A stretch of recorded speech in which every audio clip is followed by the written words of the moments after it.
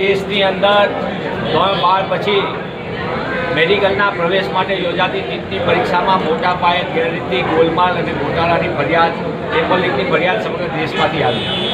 અનેક લોકોએ national testing એજન્સીની અંદર રજૂઆત કરી, પણ એનટીએના અધિકારીઓએ કોઈ પણ વાત વિદ્યાર્થી વાલીઓની ચકાસણી કરવા પૂરતી પણ તસ્દી ન લીધી. પરિણામે નામદાર સુપ્રીમ કોર્ટમાં અનેક પિટિશનો થઈ, દેશના વિવિધ રાજ્યોમાંથી વિદ્યાર્થીઓની વાલીઓએ કરી, અને જે ઘટનાક્રમ સામે આવી છે, કારણ કે દીવા જેવું સ્પષ્ટ દેખાય, 67 વિદ્યાર્થીઓને 720માંથી 720 માર્ક, 44 વિદ્યાર્થીઓને ગ્રેસિંગ પછી 720 કરવામાં આવ્યો.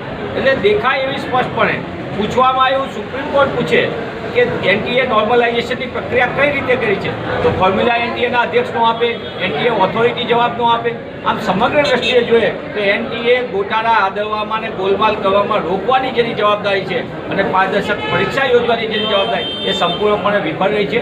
આજે નામદાર સુપ્રીમ કોર્ટમાં એનટીએ પોતે રજૂ કર્યું છે, જેને ગ્રેસિંગ આપી છે. 1563 વિદ્યાર્થીઓની પુનઃ પરીક્ષા યોજવામાં આવશે, અને એ લોકો જો પુનઃ પરીક્ષાનું ઓપ્શન નહીં સ્વીકારે તો ગ્રેસિંગ વગરની એની માર્કશીટ ગણાશે.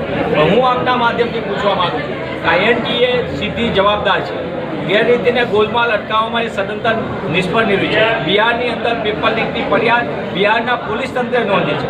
ગુજરાતની અંદર પણ બારોબાર પેપર લખાવવાની સ્કૂલની અંદર કરોડો રૂપિયાનું કૌભાંડ પકડાયું છે.